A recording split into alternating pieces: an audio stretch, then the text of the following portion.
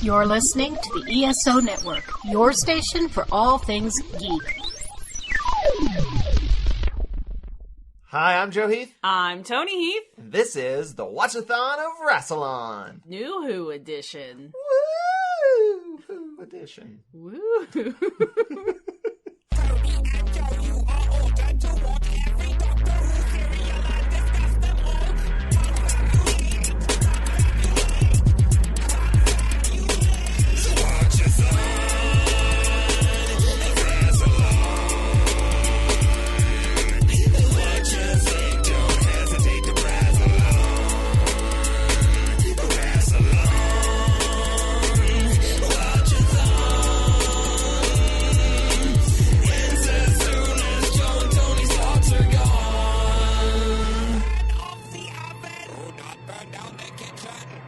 Today we're going to be talking about the first episode of the first series of new Doctor Who, Rose, which aired March 26th, 2005. True facts! So... What's up? Hi. Hey, I feel like we haven't done this in a minute. We haven't. Not like an actual Doctor Who episode. We've done some spin-off-y type things. But this might be... We are back, but you know what? We might be the first episode for some people. I feel like there probably might be some newbies who don't care about Classic Who and are just jumping in for New Who. So, introduce yourself. Oh, I wasn't prepared for that. Do you want me to go first? This wasn't discussed. Yeah. No. Yeah, no. I just wanted to spring it on you. Okay. That's what this podcast is like. It's just confronting people with things they weren't expecting to do. I'm Joe Heath. And I co-host this podcast where we watch Doctor Who. We're watching all of it in order. We've already done Classic Who. We're about to start New Who. And just checks watch that I don't have 5 minutes. Oh, didn't mute my computer. Didn't mute your computer. So that is also Incredible. how professional we are. Is not at all. Incredible. I am a well-renowned artist of media, such as films and books and internet videos, and a Doctor Who podcast. Names? Nope. Well, I've only done one actual film, and it's not very good, so I won't say the name of that one. But I write and I make videos for mintypineapple.com, and I do novels for JB Hivemind, like Road Trippy. It's pronounced Hivemind. I've done Road Trippy and Princess and the Pterodactyls, and I'm writing more stuff. I've done articles and whatnot. I've done a lot. What about you? What's important that you know about me? Also, we're married. Oh, yeah. We share the same last name. Could be siblings. We could be siblings, but... We fight like them. That would be weird. So, my name's Toni Heath. I co-created a television show called The Unseen World about roadside attractions. It's a little travel docu-series. It probably airs on your local station at like 3 in the morning. Or you can watch it online at itsrealgoodtv.com. I am a roller derby skater. Skate for the Chattanooga Roller Derby. B-Team, yeah. B-Railers. B-Railers. Just won your first bout last night. That's right. I ride the bench for the B-Railers, and I am very proud of that. you got to play a little. Yeah. What else? I don't know. That's it. I accidentally started like a bunch of Tumblrs when Tumblr was more of a thing. I ran Boobs Don't Work That Way, which I think is maybe the most famous one. You also did Tiny Adventure Club, Inbox Full of Happiness. Is that what it's called? Oh, yeah, we don't have to... The Void. The Void. I like doing The Void. People would just throw their questions, scream into the void, and the void would answer back. But then you kind of like became a therapist, and you're not licensed. Yeah, I did have to pull back from that a little bit. Always provided resources where I could, and you know, where you were like, "Hey, I'm not this person, but here's how you find them." Anyway, we also talk about Doctor Who. Like I said, we've done all Classic Who. If this is your first episode and you're interested in that, go check them out. We've also done a couple of other things. We've done Tank Girl. We've done the Doctor Who movies with Peter Cushing. Some spin-off stuff. We've also done a handful of pilots. We were testing other potential shows we wanted to do. We did one on Star Trek, Farscape, Blake 7, one where we go hiking and talk to you. Ninja Turtles and Warehouse 13. So those are right before this episode. So go check those out if you're interested. And if you're interested in Rose, let's talk about Let's it. talk about it. Rose. Let's talk about the first episode of this new season, this new show that's now an old show. I was going to say, can I tell you about the very distressing experience I had, like, with us rolling into New Who and watching Rose? And watching it, it's like, it just feels so similar to watching old Who, of being like, this is very... Of its time. And, like, I don't feel like, we finally made it to, like, current Doctor Who, because we haven't. I've written up a summary of the episode, if you'd like me to Go for read it. that. That's so loud. Could you find maybe a quieter activity? Also, if you are new to the podcast, we have 2 cats that like to make noises. So here's the summary of Rose. We start in space, then quickly zoom down to Earth to find 19-year-old shop worker. Good shot, too. Yeah, he does it multiple times, though, right? Yeah. We find 19-year-old shop worker Rose Tyler going about her life in a flashy montage where we also meet Rose's mother, Jackie, and Rose's boyfriend, Mickey. Things take a turn for the weird when Rose discovers evil mannequins in her store's basement. However, she is saved by an alien Time Lord known as the Doctor, who proceeds to blow up Rose's place of employment. Later, the Doctor shows up at her house, turns down Jackie's sexual advances, and is attacked by a mannequin arm. After a long tracking shot, the two split up again.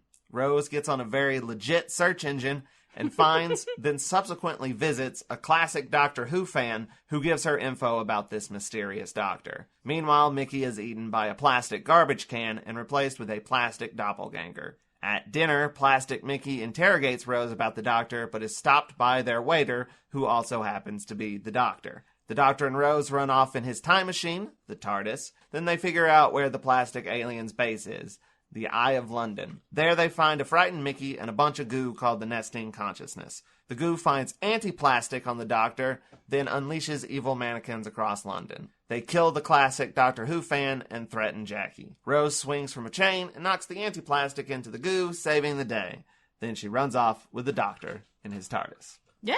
Did it. I summarized the whole damn thing. So now that we've done the summary, let's discuss it some. I also want to mention at the top here that I also read the novelization by Russell T Davies, which came out not that long ago. I don't remember when.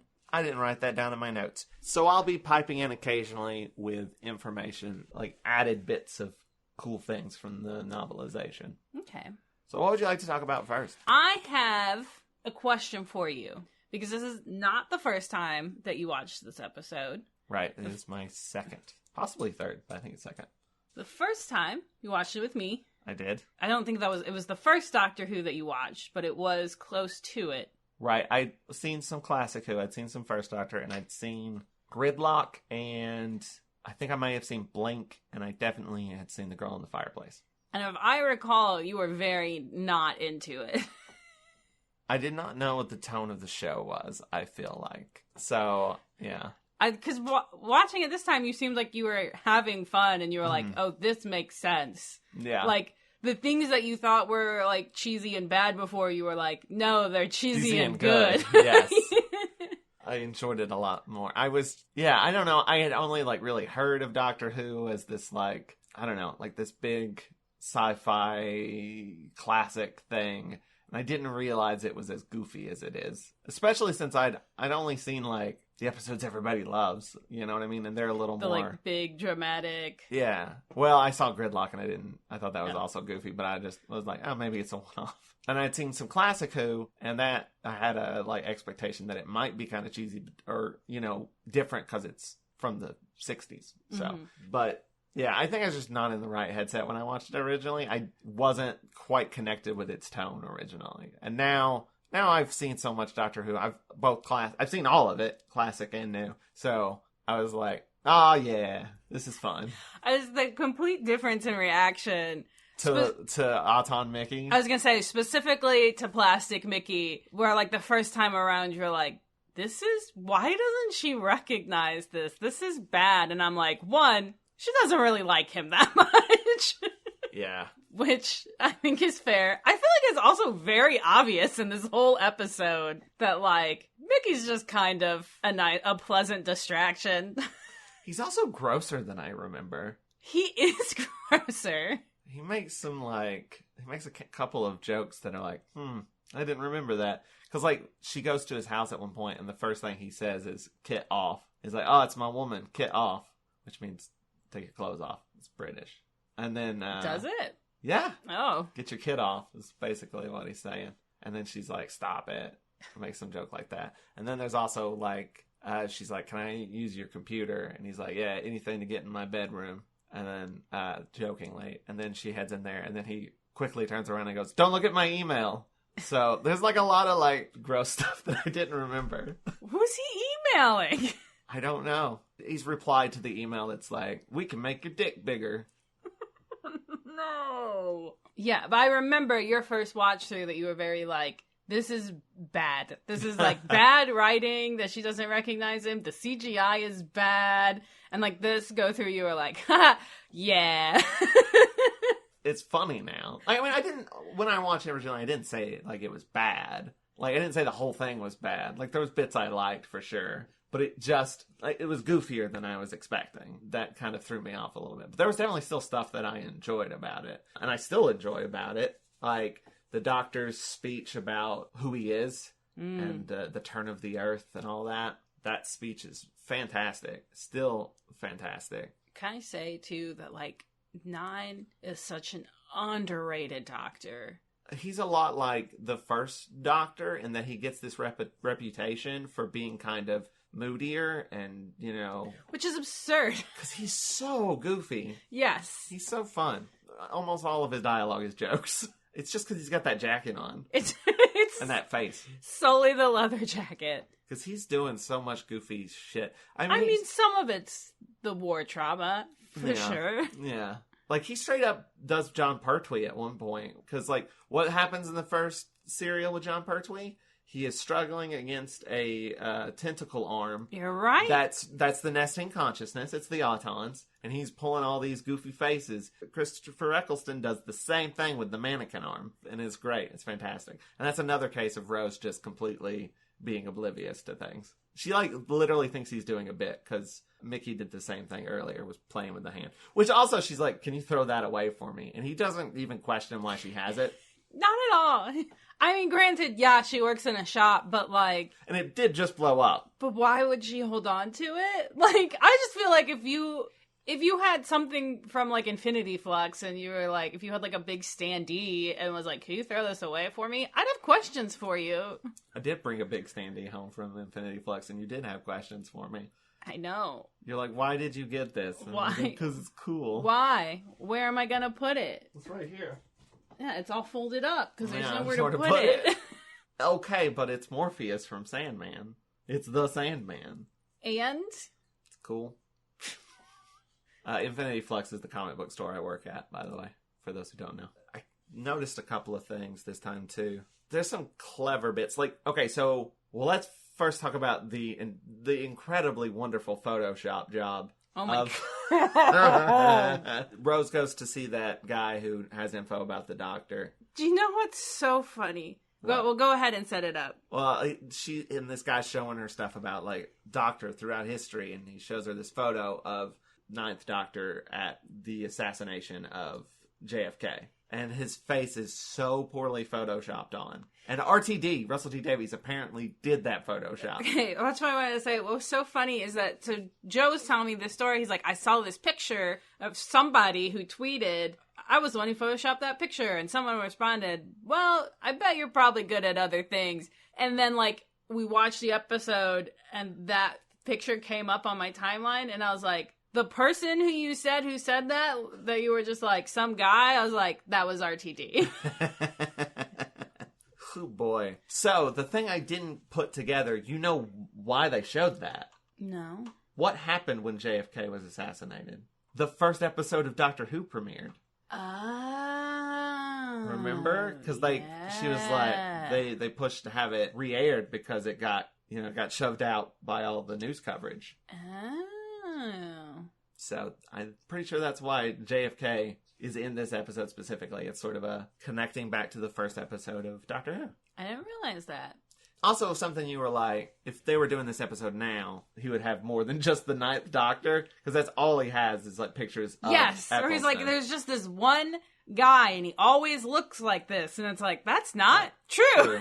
He's like, it's the same face, and it's always the Doctor. And He, at one point he says, I think they pass down from father to son or something. But then later he's like, actually, I think he's an alien. But it's just very funny watching it in the context. I mean, in the context of relaunching a show. That's exactly what RTD said, yeah. Introducing it to a new audience totally makes sense. In the context of being the nerds we are and having just watched all of Classic Who and getting to it, I'm like, well, that feels weird. Yeah. Russell T. Davies has definitely said, yeah, it's 100% because we didn't want it to be confusing. Yeah. To new people who are just jumping onto the show. Now, that being said, the novelization doesn't have to worry about that. Oh. In that scene, he's like, there's this person, there's this, and it's like describes every single Doctor, including, she kind of looks away during the 10th Doctor, is distracted by something else. And then she looks back when it gets to the 11th Doctor and Jodie, and then it shows some other Doctors that we haven't gotten to. Oh, that's fun. The novelization does a lot of things of like putting in references to stuff that happen later. So like Donna Noble makes a brief appearance. Basically the scene where the Autons attack London at the end is much bigger in the book. That it's makes actually sense. it's more than just that small area. It's like a lot more. And it's jumping around showing what happens to all these different groups of people, including Donna Noble going to sleep and missing all of it. The 10th Doctor does make a cameo from his last episode where he talks to Rose on New Year's. That scene's mentioned in the book. I love that. Another big one is in the episode Mickey Lives Alone. In the book, he has roommates that are his band. He's got 3 roommates. One gay guy, one trans woman, and one guy that turns out to be gay later on when him and the other gay guy realize they love each other. Okay. And they're That's a whole plot that happens in the book? Yes. Okay. They're starting a band. They're trying to figure out a name. And the name they eventually land on is Bad Wolf. Makes sense. And they are also threatened by Autons later. Like, Mickey's supposed to show up at this gig they're doing, and then he doesn't show up because he's been eaten by a garbage can. And then they're running away from the Autons. Another thing that gets expanded is the Clive. That's his name. Clive is the guy who knows stuff about the Doctor. At the end of that scene, she's just like, oh, he's a nutter, and leaves. In the book, he's like, begs her to, like, if you see him again, I want to see him. I desperately want to see him. And then she kind of leaves. And then at the end, when the Autons show up in the episode, he just does this resigned face and then gets killed. It's really upsetting. I think that's a really good acting moment. Mm-hmm. In the book, it's a little more like he throws himself in front of his family and gets killed. And then once all of the Autons is shut down, his wife is like mad that he was so obsessed with the Doctor, and it has led to this. She is going to find the Doctor and get her revenge. I would love to see this character come back. It's possible RTD's coming back. There's a lot of, like, expansions of stuff. There's one brief scene when Rose is talking to Plastic Mickey at the restaurant, and she's just rambling away. In the book, she says, like, Mickey's not paying any attention to me. And she mentions her ex-boyfriend, who gets brought up multiple times in the book. And she actually does it in the TV show. She says that she quit school for this guy, Johnny, something like that. Some generic guy named Jimmy Stone, Johnny Stone, something like that. And then she's doing it to try to rile Mickey up, because mentioning him usually does, is what she says in the book. But he doesn't respond to it because he's a great big blob of plastic. The audacity that Rose was sitting in that scene and thinking, he is not paying attention to me. The audacity. Yes. You don't notice this man is fully plastic. He looks like a Ken doll, and you haven't noticed. Get out of here, Rose Tyler. But because this, like, weird ex-boyfriend has been brought up, like, multiple times, because, like, she was, in the book, she was dating Mickey, left him for this other guy, and then went back to Mickey. Oh. But during the Auton invasion at the end, it cuts to him and he's been dating someone else and like told her to go do this event and he would catch up, and then just robs her blind. And then he heads out and is immediately murdered by the Autons. These novelizations sound awesome. It is. There's a whole new prologue. At the beginning of the episode, you know, Rose is at the store and then she's about to leave, but then the guy's like, hey, lottery money. And she goes downstairs to take it to this guy. You get the whole backstory of that guy who just turns out to be dead. In the episode, she actually says he was a nice bloke. Not in the book. In the book, she's like, he's creepy. Everybody hates him. Because he's like one of the few deaths. So I think RTD's like, I gotta make it so that the doctor didn't kill an innocent guy. Because he blows up the store and everything. I don't know. Yeah, but he was already dead before he blew it up. Yeah, the Autons kill him in the book, too. But, like, he was taking the lottery money and keeping most of it. And occasionally he'd pay out some here and there so no one would be suspicious. And he'd always do the ones that were, that would play the same numbers. He would definitely play theirs just because if it happened, it won, they'd know. They'd know. And then he got greedy and then was like, fuck it, I'm taking the money, I want this thing. And then someone in the store wins the lottery. Also, the reason she knows is because the day that this episode takes place, according to the book, is one of the winning lottery numbers, which is 3-4, March 4th. Your birthday My and birthday. ours. Yeah, that's when we started this podcast. The birthday of this podcast. And so he's freaking out. And he's like, oh, it's in the safe. The safe only opens on a time lock. And then he's going to go and burn the building down. And then that's when he bumps into the Autons and they kill him. Also, when in the episode when the store blows up, it's just the top blows up. And it's a big explosion, but there's nothing bad. In the book, like, there's rubble everywhere. Rose gets, like, is under, like, a piece of wall and stuff like that. Oh, my gosh. When she goes home, every single one of her neighbors comes by and to check on her. I'm just going to run through the rest of the differences because Okay. I'm almost done with them. Also, there's a bit where the doctor pokes his head through the cat flap, and Rose says something about, you're supposed to nail that down, and you haven't done it. And she's like, I thought I did. In the book, there's like this whole backstory about the reason she hasn't done it was because Rose's dad was going to do it. She says she's going to do it, but she never does because it like reminds her of her husband / Rose's dad. Aww. And Rose's dad is dead, and that becomes a plot thing later. So there's like little bits where he's like, I'm just tying all this stuff back into it, you know? So besides my birthday, the restaurant that Mickey and Rose go to, do you want to know what the name of that restaurant is? Okay. Toni Joe's. Tonijo. No E, but J-O. Toni Joe's. Toni Joe's restaurant. Wow. Pizza place or something like that. So it's weirdly us.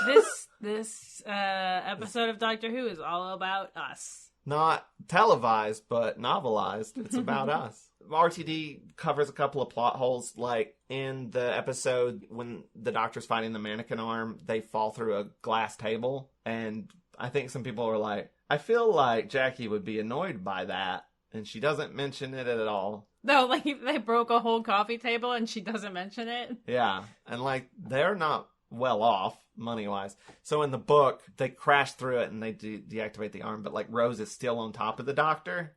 And Jackie comes in and is like, you tart. And then like is like annoyed about the broken table for like the rest of the book.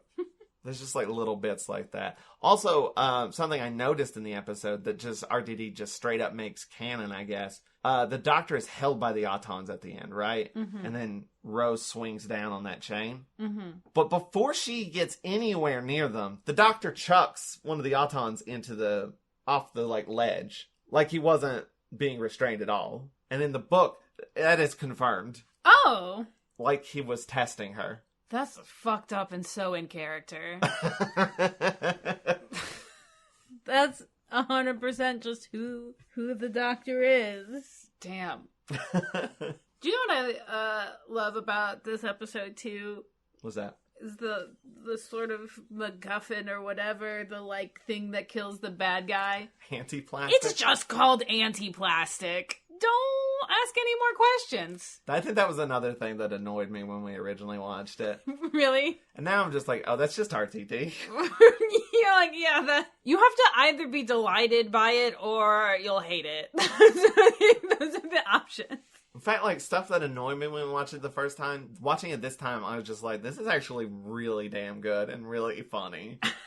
Like, Headless Mickey with his, like, pizza pan Paddle hands. Yeah, just smashing into tables in the background while they're running. That's fantastic. It's goofy as hell, and I love it. There's a lot of good, like, foreground, background stuff happening. Because, like, in that's, like, Mickey's in the background of the shot while the Doctor and Rose are running in the foreground. And there's also, again, Rose just rambling in the foreground in her kitchen making some tea while the Doctor is doing bits in the background. Being strangled to death. Yeah. And also, like, he does, like, he has just, like, a series of jokes. There's, like, he does the, picks up that magazine and is like, that'll never work. He's gay and she's an alien. And then he flips through a book and he's like, sad ending. Like, just rifles through it real quick. By the way, that was the Lovely Bones. Caught that while making GIFs. Then he tries to do card tricks and then throws the cards everywhere. And then implies this may have been shortly after he regenerated. So there's got to be some timey-wimey shit happening. Because he, like, looks at himself in the mirror and is like, look at the ears. I've heard people theorize that, like, it's not right after he regenerated. It's just the first time he's been in, like, civilization. Like, it's just the first time he's been like, oh, a mirror. Right. Well, I mean, he had to have been there he had to have been at the store. It's true. Because he blew that thing up. But yeah, the first time he's been near a mirror. Or had the time to stop and look. Yeah, I've seen people speculate about that. Of, like, I like the idea that he's been regenerated for a long time and just has never slowed down long enough to be like, oh, what do I look like? Though all those things that Clive shows Rose, do you think that happened after? It could very easily. Yeah, because he does leave her after that, after he does his whole turn of the world speech.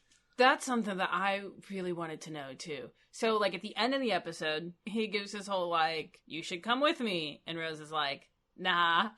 And he leaves. And then he comes back and he's like, did I mention it also travels in time? And then she goes with him. And I'm like, how much time do you think that was? Oh, I don't know. That's a good question. Yeah. Well, I asked you when we were watching it and you said long enough for a couple big finishes. Yes.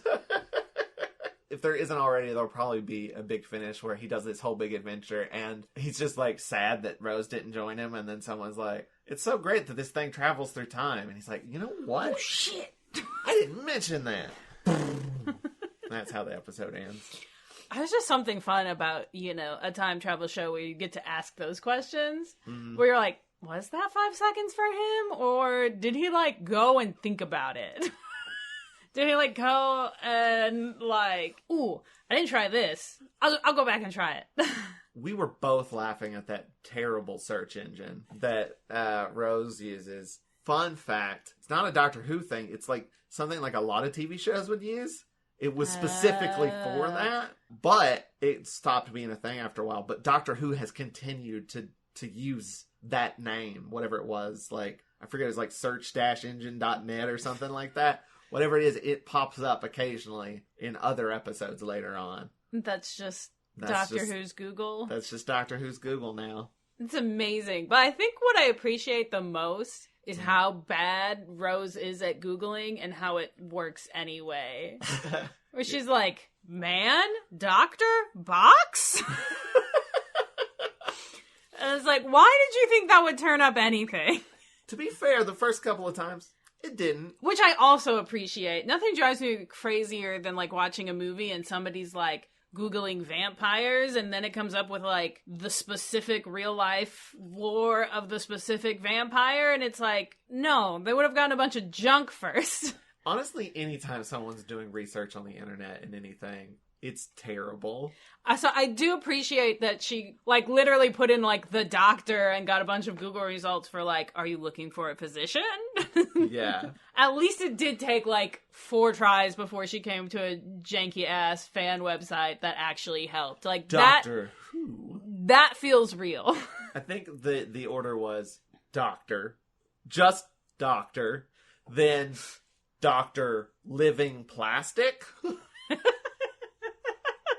then Dr. Blue Box. And that was the one that... That was the one that brought it up. Oh, speaking of, man, the TARDIS, the interior of the TARDIS doesn't get revealed until like 30 minutes into the episode, and is absolutely beautiful. I've missed it. That like first shot of the interior where I was like, oh, this might be one of the best interiors. I mean, I have a personal soft spot for the Eighth Doctor's because it's so damn big. Yeah. And also, it's big, but it also looks comfy. Yeah. It looks lived in a way that none of the really other ones do.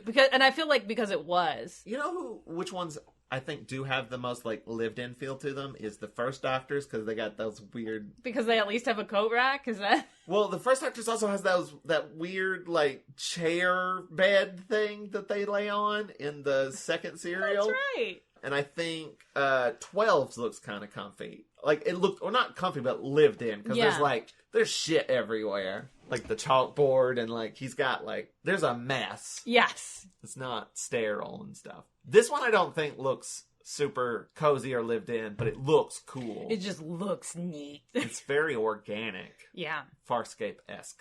I love a good organic ship. A ship. A living ship. How did you feel about it? Coming around to it again for, I don't know, second, third time? It would be the third, I guess. It would be the third.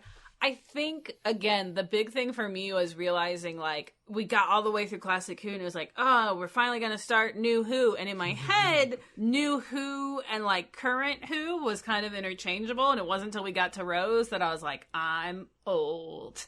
And this was 20 years ago. Or not quite 20. I think it was like 16. 16. And, like, that realization hit me pretty hard. It was also interesting how in tone it feels with like the last parts of the Seventh Doctor. Survival is set in a similar, because like they're in a similar city, and there's that woman that's just straight up Jackie at the end of Survival. That's right. So it feels connected there, and I feel like the Eighth Doctor movie kind of shifts the tone a bit. There's this weird sort of transition that connects those three together. Like, I think like the setting and the plot of Survival and Rose are similar, and the tone of 8 and Rose are similar, and they kind of like smooths the gaps. It's very odd to say this, but it feels like a natural continuation of where we left off. Oh, another thing that I feel like maybe the 8th movie does is that both the 8th movie and Rose, it's the first time that we've ever really not focused on the Doctor since Hartnell. Yeah. We don't spend a lot of time with him. We needed to have those sort of point of view characters. We needed to have that in, especially when relaunching a show. It is very interesting to pull back and have a very alien Doctor again, I guess, if that makes sense. I mean, that's the concept and the core of the show, but also after you've been watching it for like 50 years, you're like, yeah, that's an alien and my friend. I do think it's interesting how it works on these two different levels of, for like new people, when the Doctor's just being weird, it's like, this guy's weird and that's cool. But when you're like watched all of it, you're like, I know what he's doing. Yeah. I know what he's talking about. The thing with the ears is because he's got a different face. You know what I mean? I know. So like, there's a mystery there for new people, and for like old fans, they're like, ah. So that's another thing I wanted to ask, because when you originally watched it, I assume you hadn't seen much, if any, of Classic Who. I hadn't seen any. Yeah. So what is it like watching it now with like the complete context of having seen all of Classic Who? So I want to just quickly note we haven't done like the expanded media stuff, really. No. So, but I mean, yeah, I think again the big thing that I caught this time around was how much it seemed to follow. It was how much, like you said, like the first time around you're like, well, this guy's funny and weird, and I think I like this. And the second time around you're like, he's doing such a good job being the Doctor. Yeah. Being the Doctor and not being a doctor, you know, like not playing any specific person that came before him, but being that character. Yes. And that's what's always so fun. You know, there's that moment in the 11th hour where Matt Smith, walks through all the faces, and you're like, from that moment on, you're like, oh, damn, that's him. Right. That's the Doctor. But yeah, there's something about watching all these different people play the same character and play them in their own way, but in a way where you're like, yeah, that's the guy. And that's something that, you know, I was able to notice on a second, third watch that I wasn't on the first. Where, like, because you can see the through line, and you can see the parts that they're playing with. Like you said, where you're like, there's a moment where you're like, oh, I know what doctor he's referencing in this bit. Like, you know what the Autons are. You know what the Autons are. You can see the, like, building blocks, the, like, parts and where they were pulled from, which is fascinating and fun. Because honestly, the Auton attack at the end of the episode is straight up just ripped off from the original. The Third Doctor episode. Yeah. Though, fun fact about that, in the original Third Doctor episode, that, you know, they smashed through the windows. But because of the budget, you don't see that on screen. So this time they're like, we get to see the window panes smash. So it's like, we're doing it, but better. They just cut around it in Classic Who. And you hear off screen. But that's also kind of delightful of, like, because Doctor Who is a unique show in that it's been around long enough that it's being made by its fans, you know? There's something very delightful of, like, the gleefulness of being like, oh, I'm gonna do it, but I can break the window. Like, right. The glee of, like, being able to do those things is, like, noticeable. Mm-hmm. That's good. It's a good pilot. And I'm just wrong to be... And you were wrong about it the first time. I will say, when the first time we watched it and we got to Plastic Mickey, Toni was, and I was clearly like, okay. Toni was like, it gets better. Well, and then the next then there was like the episode with the farting aliens, and I was like, all right, okay. Listen, I'm interested to get back to that one and see how I feel about it. I don't feel like that one holds up. I feel like it's still gonna be like, yep, that's a farting alien. I mean, it also has Raxacorical palpatorius, which is fantastic. See, I think that's the thing. Even when there's a bad Doctor Who, there's generally something good in it. Except maybe last season. Take that, Chibnall. But yeah, anything else? No, I think we gotta do a break. Oh, right, we gotta do an ad break. Hey, listen to this ad. Hi, this is Jim Adams from Monster Attack, inviting you to join us every Monday night at 5 o'clock for an all-new episode of Monster Attack. For the last 7 years, we've been talking about these wonderful movies that we grew up with as monster kids. So join us every Monday at 5 p.m. right here on the ESO Network. And we're back. Generally, we do final thoughts here. Final thoughts. But we've changed the format. So what do we do now? Anything you want to plug? I don't currently have anything. I will say, check out our Patreon. We've got some new stretch goals. So if we make $100 a month on our Patreon, which we're currently at $80 a month, if we get to $100 a month, we're going to do a guaranteed bonus episode every month for the Patreon patrons at $3 a month. Everyone who donates $3 a month will get access to a monthly bonus episode. It might be about spin-off Doctor Who material. It might be about something else, whatever. But guaranteed monthly at $100 a month. At $150 a month, we will do another monthly public podcast. We'll do our hiking podcast, Walk With Me. Yeah, and I really want to do this podcast. I was really pretty happy with the pilot and how it turned out. We got a lot of good responses from it, and that $150, that number, we didn't kind of just pull it out of the ether. What that is how much it would cost for Joe to take the additional time off work in order to edit that out and get it on the schedule that we would need. So if you liked that pilot, if you wanted to see more of it, maybe share it around and encourage other people to become a patron. Because I would love to produce more of that. I would too. At $100, we'll do a bonus episode. At $150, we will do Walk With Me monthly. At $200, we'll do 2 bonus episodes a month. And at $225, you'll get to choose what we do. Yeah. We'll either do Walk With Me bi-weekly, or we'll drop in a new monthly podcast of your choosing. So basically at $225, Joe, you would be able to take more time off of work and produce content bi-monthly or bi-weekly?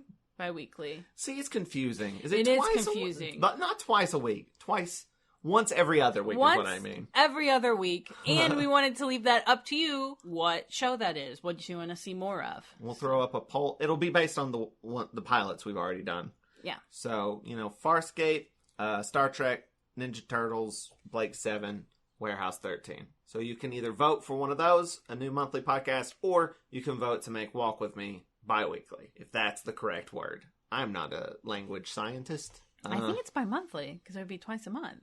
Yeah, it might be bi-monthly. Bi-weekly surely would be twice a week. I think you're right. I don't know. Listen. You gotta figure it out before you start promising people stuff. Yeah. I'm just saying, okay, basically, we do it once a month, and then if we get more money, we'll do it twice a month. That's the gist. So, quick recap, $100, bonus episode, monthly. $150, Walk With Me, monthly. $200, 2 bonus episodes a month. $225, either make Walk With Me twice a month, or we add in a new monthly podcast of your choosing, of your vote. So go to patreon.com/watchathon for that. Put some money where our mouths are. That's the phrase, right? Sure. Okay. Hey, you ready to wrap this up? Let's do it. If you like this episode of the podcast, check out more on watch-a-rassilon.com. You can also find our podcast, our Patreon, and more at linktree/watchathon. That's linktr.ee/watchathon. I also want to give a special shout out to Vince and EL for providing us with our amazing theme song. Hey, thank you, Vince. Check out more of their music at vinceandel.bandcamp.com. And tune in next time when we talk about the 2nd episode of New Doctor Who, the end of the world. Where can they go from there? Worst first date ever. And maybe the only time they go to space. A lot of, hey, guess what? We're in Cardiff. We're in London. But until next time, keep calm and wrestle on. Goodbye, and I love you in a platonic, parasocial way. Fantastic. Fantastic. This has been a broadcast of the ESO Network. Be part of the crew and help support our shows by donating to our ESO Patreon or by shopping at the TeePublic store, which can all be found at www.esonetwork.com. The ESO Network, your station for all things geek.